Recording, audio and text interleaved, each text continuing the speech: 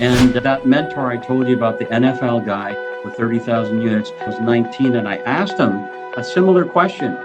And he looked at me and he said, Ozzy, be careful what you focus on and think about all day long, because that's what you're going to get. So I want to introduce everybody to Mr. Azi Khan, who's the founder and managing partner of White Rock Capital. It's a private real estate investment firm focused on multifamily investing in migration U.S. markets. And so over the past 2 decades, he's acquired, operated, exited over $100 million in assets across the U.S. and Canada, multifamily, commercial property types, and they've been in business about 30 years with emphasis and more concentration on real estate in the last 15 or 20 years. Very experienced individual we get to have the chance to talk to today. Over 150 million in assets. Currently, they have about 100 million, and he's personally raised over $75 million, renovated over 150 properties, flipped over 100 of them over a 15-year period. Strip plazas, office buildings. It sounds like you've got your hand in many pies. So I'm really excited to get into this with you. Great to have you with us. And I wanted you to briefly describe your business model for our listeners. Sure, yeah. First of all, thanks a lot for having me. I really appreciate this. I've been in a few of these Zoom calls, and there's always very interesting people at all these meetings. So thanks for having me. Yeah, so in a nutshell, our business model is to really focus like a laser beam when we get into these kind of distressed market cycles. When I was growing up, the typical cycle was 7 to 10 years. This one took about 15 years to get back to the bottom. That is, if we're at the bottom, we probably are pretty darn close, if not at the bottom. And these are the times when real big fortunes are made, Logan. So we're looking for cash flowing deals, high quality deals, good locations. And we prioritize capital preservation, and then we look for deals that we can add value by improving management, lowering expenses. And we like to partner with experienced investors, if possible, who appreciate long-term risk-adjusted returns. That's in a nutshell what we're doing. Very cool. And so what motivated you to pursue this career in multifamily commercial real estate? I know you've been in business well over 30 years, but real estate really the last 20 or so years. So what kind of pushed you over to this side of the business? Yeah. Do you mean like when I started out when I was really young, or just recently? Why don't we start very young and then we get into more recently? Okay. I bought my first house when I was 17.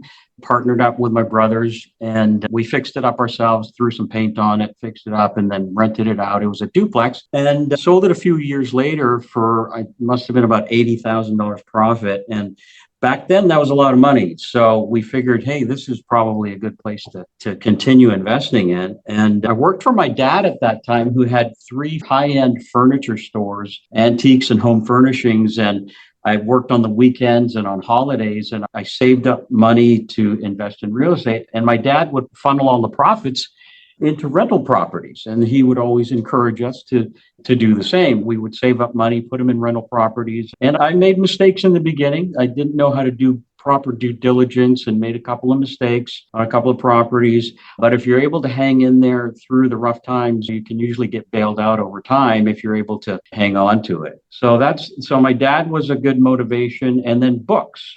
We didn't have the internet back then. So there was a lot of books, a lot of seminars, a lot of meetings with brokers. But the problem was, when I was a teenager, the brokers, they wouldn't take me seriously. I would go in to put an offer in on a property, and they say, okay, so when's your dad going to be here? I say, what do you need my dad for? I'd like to put in an offer on this property. So that went on for a few years, but you just roll with it. And so then through my dad's business, because he sold a lot of high-end antiques and home furnishings, I met a lot of wealthy customers who invested in real estate. So I used to pick their brain at every opportunity I could. And I met one guy who used to own an NFL hockey team, and he became my mentor. And he's in his 80s now. So I still talk to him, but not very often because of his health conditions. But he built up to 30,000 units at one point he had. And he was telling me how he buys a distressed 200 or 300 unit property, fills it up, puts in his management company, refinances it a couple of years later, pulls out millions of dollars, and then puts that into the next deal. And you can keep growing and growing your portfolio like that. So I thought that was an amazing idea. And we didn't have a lot of money back then. So we tried to do that with rental properties. And then it just grew from there. It was all friends and family capital back then, too. Sure, it was humbling to have him say, "Hey, where's your dad? Yeah. Where is he?" You? Yeah. Yeah. It sounds, I'm sure that, at least from personal experience, I don't know if I could flip a house with my siblings. So props to you for that. That would have gotten messy real quick in my family. So I how did did most you? of the work. So that's probably how it worked out. Yeah, exactly. And I know you touched on a little bit. How did you go about, after flipping the house and learning by fire, acquiring those necessary skills and knowledge? Did you have a mentor or a coach aside from this 30,000 unit guy that you had in your Rolodex? Did you have someone you leaned on as you learned the do's and don'ts? Yeah. So probably my father, but he wasn't a huge real estate guy back then. He was learning as well. But I would say it was mostly from going to seminars, reading books, getting support from my family, and just learning by trial and error. A lot of books, a lot of seminars back then, because there was no internet, no podcast, no Instagram, Facebook, or LinkedIn or anything like that. So you had to really dig into the books. So I used to go to the library and take out books. And by the time I was about 25, I came across Donald Trump's book, The Art of the Deal. I read that. And just one of the things out of that book made me about $2 million on one deal. And I actually still have that deal. It's a warehouse. And just because of reading that book, that's how I got that one deal. Yeah, it's a much different world now. You can YouTube University your way through a lot of come on these podcasts. It's incredible. You can learn anything Yeah. now online. Yeah. Speaking of seminars, I forgot to announce, but our Ultimate Partnering event is a great place to learn a lot of this stuff. In May in Dallas, we put the link in the chat for you guys. I forgot to announce it because we were running behind. My fault. But yeah, seminars, books. I think these days, my generation probably and younger, we don't take as much advantage of books because we're on TikTok and Instagram and Facebook and podcasts. And while they're great, nothing beats like reading a good book and just being able to take notes and over a couple of weeks absorb all of that info. I have a big bookshelf with many things on my list, so I definitely resonate with that. And so once you got into the business, can you share like an experience from your first capital raise? Any challenges you faced? I'm sure you had some, and how you overcame them. Yeah. So up until recently, we have been using friends and family capital. And back then, it was convincing family members, basically, friends and family to invest. So I had to prove myself and show them what I could do. And they said, look, you've got to show us, you got to show us a business plan, A to Z, how you're going to do it. So that's why I went out and read all the books I could, attended all the seminars I could, showed them all the materials, did presentations in front of them.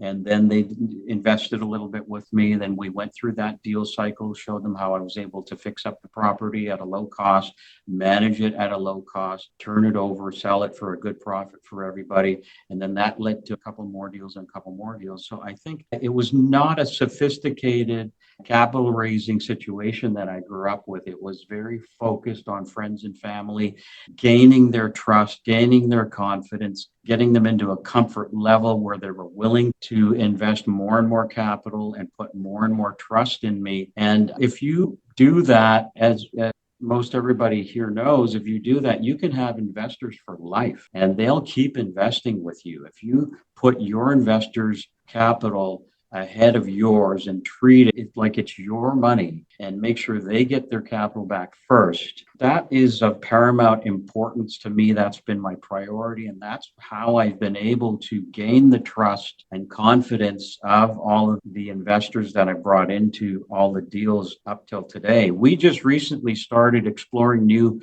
ways to raise capital. We just hired a syndication attorney in Dallas. We just hired a social media management group who just went to work recently.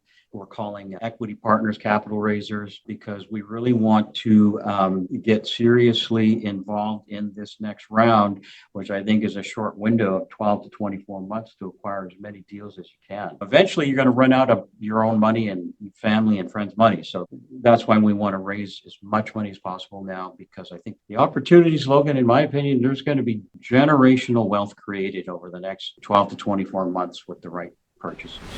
I agree. Yeah. You see a lot of people on the sidelines waiting and they're waiting and then the opportunity goes right. Right past them. Yeah. Yeah. Right now, like our last few guests, we've touched on this where 24 and 25, rough for most people, and they just wait for it to be like the perfect time. But that's real estate, right? It's never going to be perfect. You have to go like grind and find the right deal for you and your investors and make it work, right? Not force it, but make it work. So there is obviously opportunity out there. And so it sounds like you had to really like case study your way through your friends and family, right? Here's what I've done. Here's what I'm going to do. Here's what I know. Here's what I don't know. But beyond that, right? Once we get past the friends and family, which everyone, no matter how many people, you can raise $5 million on your first raise, but those kinds of investors, right? Friends and family, they might invest once a year, once every 2 years, maybe if you're lucky. And so once you go beyond that, how do you establish credibility with the new investors, right? Strangers, people who aren't friends and family? I think you got to show them what you've done, show them deals you've done, deal cycle, the numbers from the deals, how you choose a location, how you underwrite a deal, what your criteria is for vetting a deal. Show them why you only go into markets where there's in-migration, a lot of growth in the population, job expansion, a lot of new projects, new developments going on. And then within that city, are you buying in the path of growth? We bought a bunch of properties in Raleigh, Durham a number of years ago, and half of the properties were on the east side of town, half were on the west side of town. And over the deal cycle, the properties on the east side of town didn't perform well at all, but the ones on the west side extremely well because they were in the path of growth. So that's when I realized you really got to study all the demographics of the area, the growth. Go to the city, go check their plans, their 10-year plans, their 20-year plans. Now it's all online. Everything's at your fingertips now. You can do a ton of research. So once you convince people of that and you show them what you've actually done, so you can show them your resume and then walk them through a deal that you may have and what the raise is and what you're planning to give them for a preferred return and how many turns on their capital during the cycle, you can get people interested. And that's what I'm doing right now. And we've got soft commitments for over $12 million right now where they're just waiting for deals. And I keep in touch with them every 2 to 3 weeks just to inform them of what I'm doing, what I'm seeing in the market, who I'm talking to, what deals I'm seeing getting done, and where I see the market headed, just to feel them out, make sure they're still interested, see if any of their goals have changed, their aspirations, any of their priorities or deal requirements, so that I know who's really ready to pull the trigger when I've got that deal. Yeah, you touched on two really big things there. The first one that I think everyone on this call and everyone who's going to watch this recording has heard a deal pitch to them, and it's IRR and it's the numbers, right? But if you don't go into the area and the growth, like all of the things you just listed, those can be just as important. A deal can be amazing on paper, but if it's in an area with zero growth, zero new jobs, zero new people moving in, like the numbers look good just on the deal level, but not on the market level. And so going deeper, because you have no excuse now, you have access to everything, I think is super important because I hear so many people pitch deals and talk about deals. We have Pitchathon on here once a month, but some people don't go into that. And we'll have Trevor and others on and say, hey, I would have talked about this because that's what investors want to see. And then also staying in touch with your investors, not just when you have a deal. Michael Guthrie, I steal this from him because he says it, poll your investors every 30 to 60 days. They haven't written you a check. That's okay. See why they haven't. What are their goals right now? Maybe something's changed in their life. Maybe they had a kid and people like want to feel seen. So I think that you hit on two really important things there that I think a lot of people should take away. And so whenever you're obviously trying to grow your list, I know you said you recently hired like a social media managing company and things like that. What are some methods you use to find these people and attract them to even get them into this funnel of educating them on your business? Is it mostly social media? Are you doing like in-person meetups? Like how do you really attract these people in the first place? Yeah, so that's an interesting question because at my age and the stage of I am in my investment career, I have to look at what is the fast track to raise capital and how much time do I want to invest in it? And there's so many ways to raise capital. And one of the most popular ways is through social media, and the media companies handle your LinkedIn, your Facebook, your Instagram, and they set up the appointments for you with the investors. And the more money you put into that, the more appointments you're going to get. And the problem for me with that is I would have to talk to 20 and do 20 calls a week to raise just a couple of $1 million. And by the time you're able to do that, the deal may be gone. you won't be able to raise it in time unless you have other capital that you can use to close on that deal until you've raised enough money from other investors. That's one way to do it. And it's a great way. It's just not my model because of the time I'm willing to put into something like that. I would rather put my time in sourcing deals and getting relationships set up with equity partners. I'm willing to pay the extra 1 or 2 points to an equity partner or a capital raiser who already has a couple of $100 million sitting right there with them, ready to deploy if they like the deal. What I've understood is that capital chases great deals. In my opinion, it's much more difficult to find a fantastic deal than it is to find the capital, because capital is always looking for great deals. The great deals are not that easy to find. Like you said, it may look good on paper, but when you do a deep dive and you call the local police department to see what the crime rate is, or you go out and drive out to the property, there might be railway tracks behind it or something. So we're going to be focused on getting to know equity partners, and there's a lot of them on LinkedIn. I talked to one last week. They won't write a check under $10 million, which is awesome. So we just got to find bigger deals. And then if they like the deal,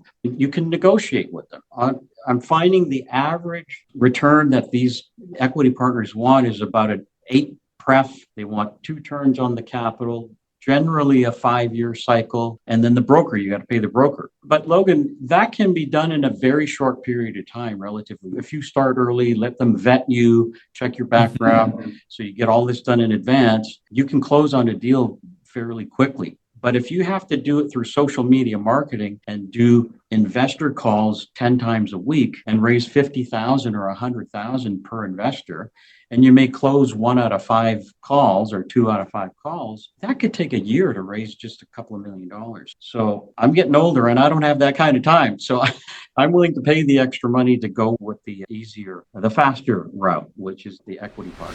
I would say at the amount of track record you guys have, the size you're at, it sounds like the 26 is going to be, hey, we have our investor list. These people trust us already. Let's keep them top of mind and update them. But moving forward, we're going to focus on fund managers, equity partners to bring in the big checks, since they don't need as much handholding. I don't need to have 8 phone calls with them and teach them what a syndication is, right? Those are always the fun conversations. Hey, Azi, what's a syndication? Yeah. And Logan, they're already wealthy, high net worth individuals. It's not like they're trying to go for a humongous return. They're looking to keep their wealth, what they worked so hard to earn, and then earn a steady, reliable return on their investment that's going to hedge inflation and keep their money working for them. They want reliability. They want a sponsor they can trust, a sponsor that has a track record, an investment, whether it's in multifamily or mobile home parks or strip centers or flex warehouse space. As long as you're an expert on that deal you're presenting to them and it pencils out good, there's a good chance they're going to want in, because they have a bigger problem. I've noticed this in the last year or so. There's groups you can get into online. They're accredited investor groups. I'm sure you're aware of them. There's a lot of high net worth individuals who go to these events simply to learn about the new trends and where to invest their money. Their problem is they've got so much money, but a lot of them don't understand investing or don't have the time to vet deals and manage them. So they want people like us and the people on this call to find deals for them. And if you have good deals, they're going to be all over it. That's what they want. They got to put their money to work. Absolutely.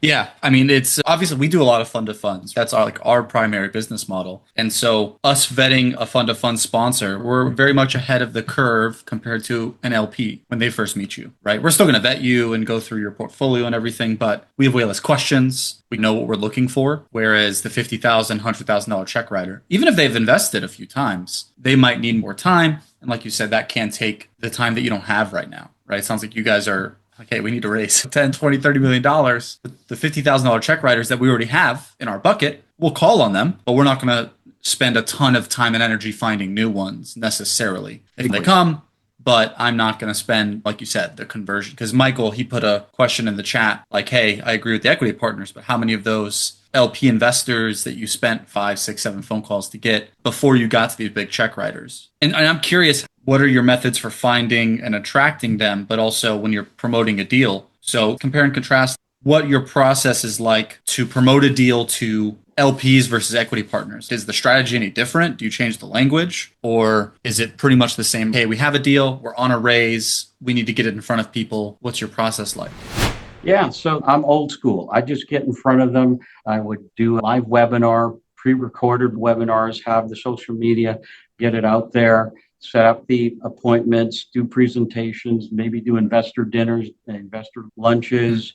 And I'm focused right now on getting to know more of these equity partners. There's a lot in New York and Houston and Dallas and Chicago and Boston, and they all have slightly different fees involved. Some of them prefer one asset class versus another, but some of them want diversification. We're actually just getting started on that part of it, Logan. I'll be able to answer you better on that once I get more deals going and do more presentations on that. But we're just getting started with getting outside partners. We've just been putting our own capital into the deals. All those homes we flipped, we just put all that money back into new deals. And we've got very little leverage right now, very little debt. So that's another part of the portfolio that we are thinking of refinancing, doing a cash out refi on part of the portfolio to use that to reinvest as well. So we're looking at that as well. And sometimes for the beginning investors, you don't necessarily have to start out with big deals and huge capital raises. I would only recommend that if you have really good mentors and really good people, experienced people who have done it, who are willing to walk you through that process, because that can be pretty risky. If you're a first-time person and you don't have those kind of experienced mentors guiding you, you may want to start with smaller deals and work your way up the food chain. You'd start with duplexes, triplexes, go to 10 unit, 20 unit, 30, and then build up from there so you learn the lay of the land and learn the way it works and everything. Yeah, bigger is not always better necessarily. Bite off more than you can chew, and then you find yourself in a raise you can't finish, and then that's a credibility hit when you're telling investors, hey, give me this money. Oh, I can't raise enough. And so knowing where you are on the totem pole is important. Yeah. Do your investors prefer, because I know you've done multiple asset types, do your investors prefer a single asset type right now or diversified, and why or why not? Yeah, so they've been pretty flexible because we own flex warehouse space, office buildings and multifamily and single family portfolios. So as long as I'm able to be an expert on the deal I'm putting in front of them, whether it's a warehouse or a strip center, they're flexible. Yeah, so luckily they want diversification. So if one sector is up, another's down or whatever, we've got some balance and some, just like your stock portfolio, you should probably diversify, not have everything in one stock or one bond. It's good to diversify. So far, the investors I've been working with are happy with diversification in the portfolio as long as I am an expert at the deal that I'm presenting them, done all the due diligence correctly, and I can really explain them why it's a great deal and with data to back it up. Absolutely. Yeah. Tim talks about this all the time. Well, once you get your investors to trust you, right, as long as the deal's good on paper and everything like that, you're past the hard part of trying to sell them on the deal. They already trust you. So now it's just, what do they need? Maybe you've been doing multifamily and your investors are sour on multifamily, but it's your job to find a different kind of asset. Maybe you find someone who's more experienced in that asset and you bring them in there. You can't put yourself in a box, because then your investors will go elsewhere. They will not just invest with you just because they trust you. They have to like what they're putting their money into as well. It's just common sense. So that's really important. So I know you touched on it a little bit. How do you guys cultivate and maintain long-term relationships? Do you guys do any kind of newsletters, send them gifts, do direct mail or anything like that, even when you're not on a raise? Yeah. So for me, it's pretty simple because we don't have 1,000 investors or 100 investors. We've got a handful of investors who are writing larger checks. I love reaching out by phone, by text, by email, birthday greetings on all the holidays, reach out either by phone or by WhatsApp, whatever I learn that is easier for them and that they respond to. And just to keep in touch with them and see how they're doing and make sure their family's okay and their plans are still on track to what we talked about before, or if they've changed, then I'd like to understand that as well so that I can refocus my direction on another deal. Like you just mentioned, they may be interested in something else or have different goals. So maybe I can find a strip plaza which will make them more interested than a multifamily deal. So it's about communication, transparency, communication, regular communication, and whatever works for you and your investors. Email, newsletters. We're going to start newsletters on the next deal. Our social media people are working on that. Newsletters, emails, phone calls, just to keep in touch and keep things going. Absolutely. Yeah, you got to stay top of mind. People have short attention spans these days. So you got to remind them, hey, I'm still here. Yeah. And there's so much competition out there. People, syndicators and everybody wants business. So you got to keep in front of your investors and let them know that the deal they invested in is going well. It's stable. It's cash flowing as you get distributions. And we're seeing new development one block away, for example. This is going to have a very positive impact on the property. Just wanted to keep you updated about that. And we're very excited about it. We're excited about this new development down the street. And by the way, we're underwriting this deal, which is a mile away, et cetera, just to keep them engaged in what you're doing. And so they have something to look forward to. And like you said, they keep you in the back of their mind. Yeah, I know that when we go on capital raises before doing a fund of funds, or even if you're doing a co-GP and your investors are in that deal, we value like sponsors who are over the top communication. If I have to pick, not a sponsor who doesn't communicate, they're hard to get in touch with, but the returns are really good, versus okay returns, but still making money and everything. Distributions are flowing, but I can talk to them anytime and I can ask them any questions and they send me things unprompted, right? Without me having to ask. That's always the option we're going to pick, because communication can soothe a lot of problems with investors, right? You're proactive. Like, hey, I'm going to tell you these things before you want to hear them. And that just reassures them quite a bit. So we love that as well. I'm totally in alignment with that. And I've got to the point with one of my investors where I communicate so much with him. Now he just ignores me because he's happy with all the communication.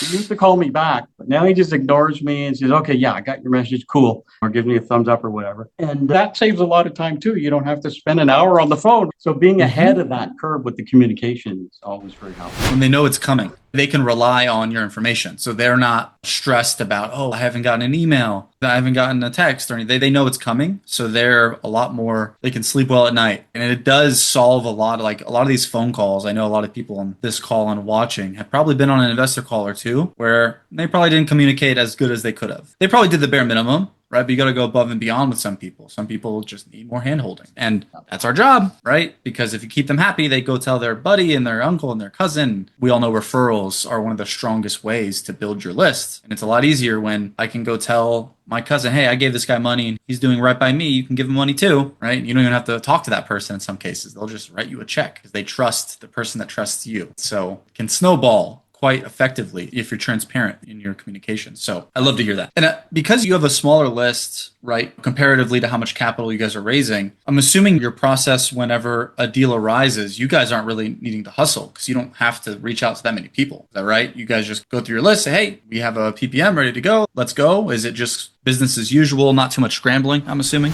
Yeah, anything up to 10 million, any smaller deals up to $10 million, we can do ourselves if we have to close quickly. Distressed deals, if somebody is going through a divorce or somebody's going through some kind of financial distress or trying to avoid foreclosure or just needs cash fast. And if they want us to close in 3 weeks, for example, or 2 weeks, if it's a smaller deal up to 10 million, we can get that done with our own capital. And then after we close, offer it out to outside investors. That's why we're talking to equity partners. And that's why we're talking to lenders right now about cash out refis with our industrial portfolio. Also, what we're doing now is we're lining up a bunch of single family homes that we have to convert the leases a month so we can set them up for 1031 exchanges. I want to allocate 20 or 30 properties to do 1031 exchanges into bigger deals this year and next year. So we're looking at capital from 3 to 4 different directions. Yeah.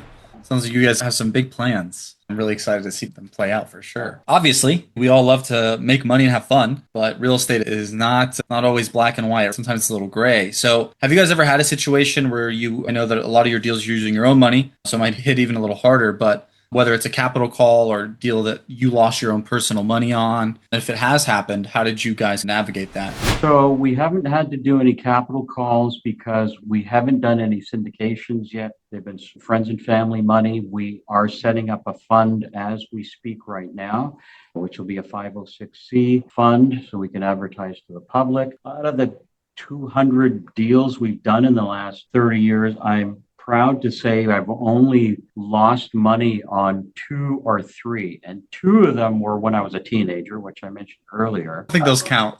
Yeah, I hope not. And We'll then give you leeway on the teenage years, I think. yeah, the only other one was a fix and flip that I did about 10 years ago. And I decided to just sell it at a loss because there was such an attractive deal that I wanted to get instead of this one. And I could make that loss up 3 times by getting this other deal, but I had to close in 2 weeks. So I sold the other one at a loss. Everything else, touch wood, thank goodness, because of low leverage and being very careful and patient. We don't have to turn deals in and sell them every 3 to 5 years or even 5 to 7 years. In fact, some of the best deals we've ever made are deals we've been holding for 25 years, and they're giving a 30% cash on cash return. So why would, I need to sell those kind of deals? In my eyes, it's better just to do a cash out refi, especially if it's in a great location, an infill location that's irreplaceable. I really am a proponent of long-term holds for good quality real estate. And if an investor needs to get out, we're okay with that. We'll buy them out if they need the capital. But if it's a great property in a great location, we'll keep it. And quite frankly, half of our portfolio we've owned for 15 or 20 years. And the cash on cash returns are 15, 20 to 25, 30% returns now because of the long-term hold and no leverage. So there's benefits and there's a downside of not using debt. So you can't expand as much. You can take more risk if you put in leverage. And so that's one of the things we're contemplating now. Maybe put some conservative, maybe 50% leverage, raise maybe $30, $40 million, which we can use to buy $100 million worth of assets this year and next year. So we're weighing the cost benefit of that and whether or not we want to do that or need to do that. Yeah, definitely a much different, I think, perspective for a lot of people. Most people in this call do syndications, right? And it's, especially when you're coming up and you're learning, like it's ingrained in you, you're going to raise money and you're going to exit in 3 to 5 years. That's just how it's become, but it doesn't have to be that way. Some people, if they don't have their own capital, you have to use debt, right, just to get into a deal. But there is other more low leverage ways to buy and hold, which I don't think is as common anymore, but definitely a nice perspective, right? Because you can go either way, like you're about to start your fund, right? And I was just curious about the fund. Are you guys doing like a blind pool fund? Are you going to do like a customizable where they can pick and choose which assets they invest in? Have you guys gotten that far yet? We haven't gotten that far yet. We're in those discussions right now. And yeah, I literally hired the syndication attorney about 3 weeks ago. So we're just getting into all of that now. Gotcha. Okay. Yeah. And is the model going to stay pretty similar even once you start the fund, more long-term holdings, or you may be thinking of putting in some more early exit kind of deals in there? Yeah, that's an interesting question because when I went to in Vegas a couple of weeks ago, I met a group there who has access to these smaller deals, which are maybe 10, 20, 30 units, totally vacant. They need to be completely rehabbed, but you can buy them for pennies on the dollar and renovate them, fill them up, and then you can either sell them for a very good profit, you can either refinance them or hold them for cash flow. We may start looking at some of those deals for a shorter term hold, maybe a 2-year deal cycle. And we're exploring those options right now in Dallas, as a matter of fact. The group is out of Dallas. They're actually contractors, and they said they can handle the renovation from A to Z if we buy the property all cash. And if you get it cheap enough, you can buy a nice 20-unit deal for a couple of $1 million and put in 30 grand a unit or whatever and turn it over for $1 million or $2 million profit. So we're looking at some of those deals. And there's money to be made in small deals for people who are just starting out, beginning investors. We did a little deal right here locally a year and a half ago. We bought a little medical office building in a foreclosure. It was in a flood. It was a disaster. Vacant, completely flooded. We had to go in and we gutted it down to the studs, put $500,000 into the renovation. That took about 6 months, then 6 months for the lease up. We've got it fully leased up now. Within 12 months, we added over $1 million worth of appreciation, and it's giving an 8.5% cash on cash return now. So we could sell it easily for $1 million profit within 12 months. So if you look for those kind of distressed foreclosed deals, even if you've got a few investors who can raise $1 million to $2 million, you can make $1 million in a year in deals like that. And we did 2 or 3 of those in the last couple of years, just small deals. But now we're going to start looking for a variety, small up to the probably $25-30 million deals. Sounds like you guys are going to have a lot of money to raise this year. So I'm really excited to watch you guys throughout the year for sure. Right now, yeah, absolutely. We talked about it earlier. There's a lot of opportunity right now. And it was the saying, survive 25, thrive in 26. And I think that some people are not as bullish on where the market is going compared to 24, 25. I think it's looking better for sure, but there's deals out there. And I like to ask this question whenever we're talking about the market and everything, because it's not the same really at all. But I'm curious, you were around for the last market crash, right? 2008, right? The last big one anyway. What kind of challenges did you encounter? I know you weren't necessarily raising private capital the way you are now, but how did you overcome the 2008 era and survive? Yeah, that was an interesting time because you didn't know how far down the market was going to go. So when you went in and bought these distressed properties, you had to get in and fix it fast and get out as quickly as you can because you didn't know if it was a falling knife or it had hit bottom. So we had put together teams of contractors. We were buying sometimes 2 or 3 properties at a time at the auctions on the courthouse steps, paying cash for them and getting them fixed as quickly as possible. Rather than bringing in outside investors, we got a line of credit at our bank collateralized against our other portfolio. And it was a really good way to flip properties because it was a $5 million line of credit and you only pay for the amount that you use for the time that you use it. So if we were able to get in and out of properties, sometimes within a month, sometimes within 6 months, you only pay the interest on that for that time period. And that worked out really well. So from 2008 right up to 2018, 19, we're using that line of credit. A funny story, Logan, in Las Vegas, we flipped about 50 properties in Las Vegas. We used to go to the courthouse steps over there. And then right around 2012, 2013, we would go to the auctions and there would be this one guy sitting in the front row with a baseball cap on and he would put his bid card right attach it to his baseball cap, sit in the front row. Every single property that came up on the auction block, he would just look at the auctioneer and nod his head and buy every single property. So me and the other investors got upset after a few auctions and we went up to him and said, hey, what's the deal, man? Why are you overpaying and buying every single property in the auction? And he said, I work for BlackRock and this is what we're doing in every major city. And he was there for the next 2 years. None of us got a chance to buy anything after that at those auctions. And they bought up like over $1 billion worth of those single family homes. They sold a big portion of it 5 years later, I think, for $1 billion profit. But let me tell you this, Logan, you probably know this, but BlackRock recently announced $140 million in loan write-downs. That tells you what the market is in trouble, the multifamily market. If BlackRock is writing down $140 million in those loans, something's up and the market is crashing. And I don't think it's because of lack of demand. The renters are still there. The investors,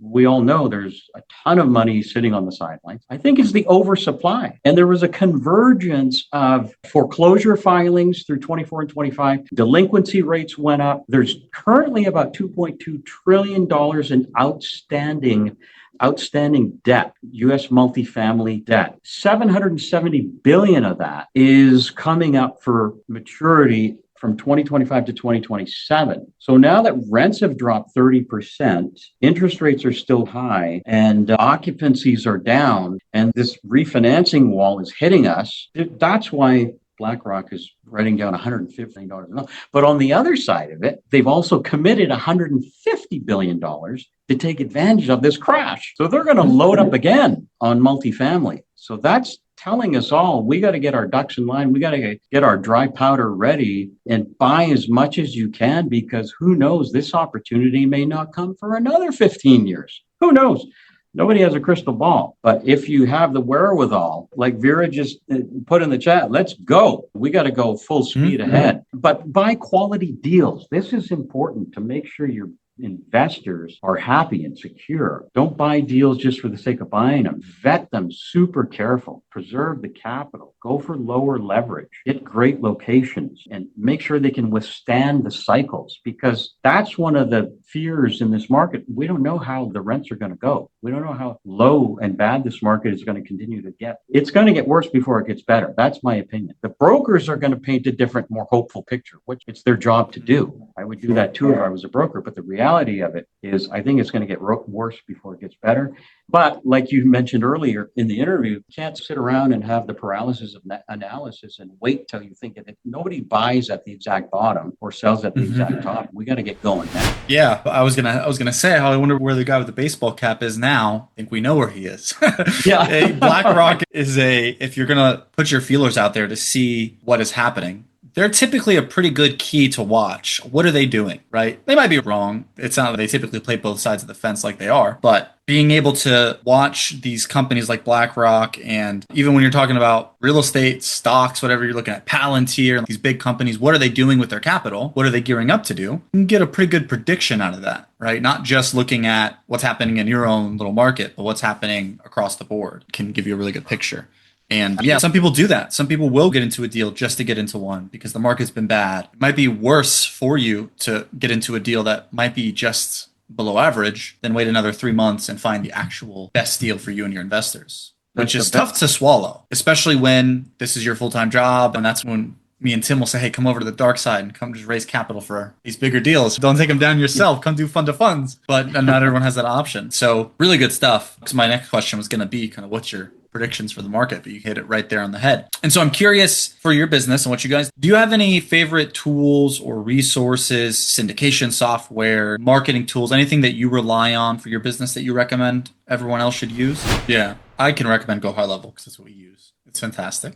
Very robust CRM. I wish I did have some fancy answer for that, of some fancy software or something, but we don't, just because our investor base is a small number of people. It's the old school phone calls and emails and all of that. But our social media company is using a CRM called Go High Level. So I'm going to start learning a little bit more about that. So the CRM Go High Level. And I'm sure they're using a bunch of different software and different things. Other people in this group would know a lot better about that than I would. We're just starting on the outside capital raise, so I'm going to be learning more about that sort of thing in the near future. At its base, it's just another CRM, but you can build so many things into it. But yeah, it sounds like you're like, hey, I'm going to pay someone to deal with the softwares and the tools, and I'm just going to, it's time or money. You can either learn how to use these softwares and build them up as you go. That's what Tim did. Or you can say, hey, you're good at what you do. I'm going to pay you instead and save me some time. Those are usually your two options. Exactly. Logan, if I was your age, I'd be doing it all myself. I'd be trying to learn it all myself and everything. But I'd rather focus my time on sourcing deals and doing one-on-one calls and meetings with brokers and capital raisers and equity partners and owners, and then overseeing what we already have under management. Absolutely. Yeah, makes total sense. I'm curious if you could go back and restart your real estate journey. Would you do anything differently? Wow. Yeah, that's a good one. You mean from the beginning when I was a teenager, when I just started out? Aside from buying Bitcoin and all that good stuff. Yeah, you got to be diversified. I've got a little Bitcoin too. I would go all in on multifamily. When I had that fire burning, when I read Think and Grow Rich by Napoleon Hill when I was 17 years old and met these mentors and these real estate people, I would go all in with multifamily.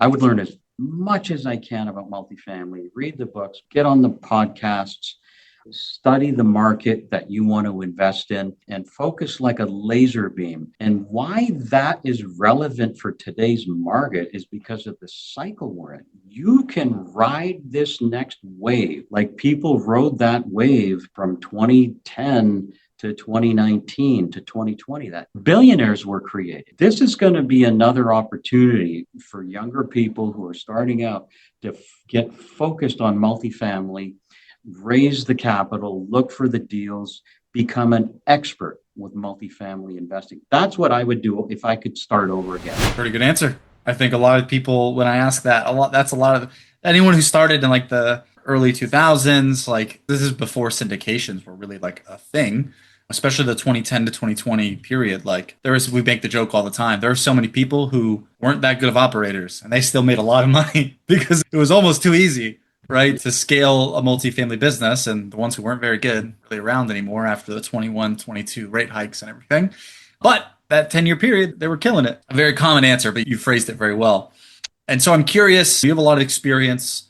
I'm sure people have asked you things like this before. What advice would you give someone who aspires to raise 75, $100 million, but doubts their ability to achieve that kind of goal? Because it is a big number. Yeah, it's a big number. It's just more zeros. And I think you can do it. Anybody, if they set their mind to it, they can do it. I would just look at it as raising 70,000 or 100,000. It's the same concept. You just got to stay focused on it. You've got to understand why you're doing it, why you want it, how important is it to you to do that? How is it going to change your life if you do that? Whether it's 100 million, 75 million, $300 million, reach out to the equity partners, reach out to capital raisers, reach out to Chat GPT and put in that question to Chat. I mean, every time you talk to Chat, it gets more educated. And by the end of the year or next year, you can pose that question to your personal robot. We use it all the time. They're going to be smarter than us. Yeah, we've built a couple of custom Chat GPTs for specific like investor questions, social media content, all kinds of things. But you can just go into regular Chat GPT and ask it a question, and it won't always be 100% accurate, but you can. It's a really good thought building tool. You have an idea, paste it in there, and it'll spit something back out at you. It'll spark ideas. And that mentor I told you about, the NFL guy with 30,000 units, I sat across his desk when I was 19, and I asked him a similar question. And he looked at me and he said, Ozzy, be careful what you focus on and think about all day long, because that's what you're going to get. So hang out with people who are more successful than you, associate with people who have raised large amounts of money, only associate with people you respect and admire and who are hardworking and intelligent and have integrity and energy and focus and drive, and read the books and get out there to the seminars and talk to the lenders, talk to the people who have done it, like NMHC. You can meet with the brokers. You can talk to guys that go on the stage that have, one guy was managing 56,000 units and he was up there giving a talk and it was amazing. And then they just walk off the stage and go get a coffee and you can go talk to them and say, hey, how do I raise $100 million? And they're super nice people. They want to see you succeed. All successful people love helping other people and they want you to succeed. And anything I can do to help anybody and add value to anybody here in this group, please, by all means, reach out. I'm happy to share any information that I can to help you. But to answer Logan's question, if you want to raise that 75 mil, you can absolutely do it. And you can give compelling reasons why you're going to put that 75 million to good use because of this cycle we're in right now with the multifamily. It's primed to create generational wealth. And remember, one deal can change your life.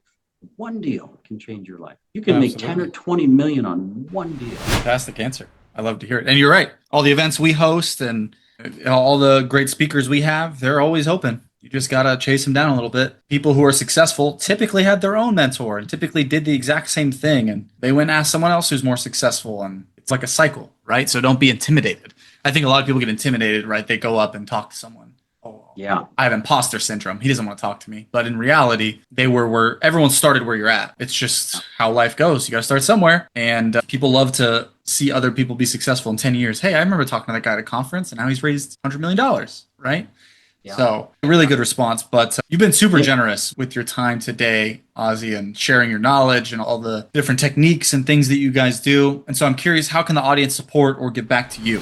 If I can help somebody, that's giving back to me too. Yeah, just hope that some of the info here was valuable and you can use. If you get one little nugget from the conversation, then that's awesome. Speaking of conferences and proximity to people, your event that you're holding in Dallas in May, that's a great place to network. I've been to those before, and I'll be at the one in Dallas in May.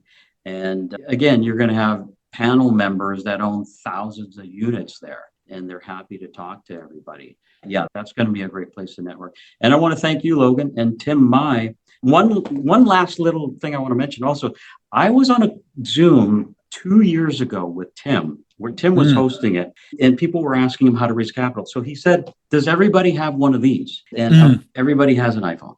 So he said, "I'll bet if you go through your contact lists, you've got 10 million bucks there of capital that you don't even know about." And I thought about that for a while. This was 2 years ago. And then I started going through my list from A to Z and just catching up with people who I haven't talked to before. And I actually have raised a lot of money like that. So little things can add up. It takes time. It took about a year and a half to rekindle those relationships and get to know each other again. And one thing leads to another. And if that person doesn't have the money, they may know somebody else who has money that wants to invest.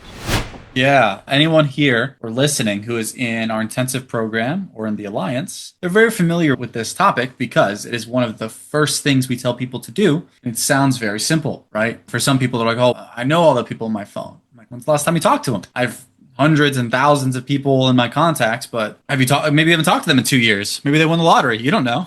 So it sounds very elementary to a lot of people. And we're like, it's the same thing with starting a Facebook group, for example. I hear it a lot. And I say, have you done it? Because if you haven't, how do you know? And so I'm really glad that you brought that up because he stresses that a lot, the phone thing, because everyone's going to go on Facebook and LinkedIn. It's you already have them. They're right here. You just got to take the time and you have to be consistent, which I think anyone who's in this business knows. This is not a quick path to wealth. Like it is a consistent long game. So I'm really glad you brought that up because it's so funny that 2 years ago, it's been 2 years and he's still saying the same thing because it's still true. Very awesome to hear. So I'm curious, what's the best way for our listeners to connect with you? I know a couple of people asked in the chat already. Yeah, my cell phone is 703-989-8416. My email is a good way, ozzy.whiterockcap@gmail.com. Or an easy way is LinkedIn. If you're on LinkedIn, you could just put my name in the search bar and we can connect on LinkedIn. And I'd love to hear your success stories and learn from you as well. Yeah, I'm looking forward to connecting. Absolutely. Yeah. And to Ozzy's point, I forgot to announce at the beginning of the call, if you guys have not signed up for Ultimate Partnering, we have the link in the chat. We'll put it again. Reach out to me with any questions. The tickets are buy one, get one free. Bring a guest. This is going to be like the biggest Ultimate Partnering event yet. We're expecting like close to 1,000 people. Fund manager, capital raiser, broker, lender, multifamily operator, all kinds of different asset types. People who own thousands and thousands of units in real estate who have way more experience than you do just by default. No matter how experienced you are, there'll probably be a few people higher up than you, which you want to be around. It's going to be a really fun event. It's in Dallas in May. The tickets are as cheap as they're ever going to be. They're going to get more expensive as we get closer. You bring a guest. So sign up, come hang out with us. If you have any questions, I'll put my info in the chat too. Love to see your beautiful faces in person. I want to thank you again, Ozzy. This has been fantastic.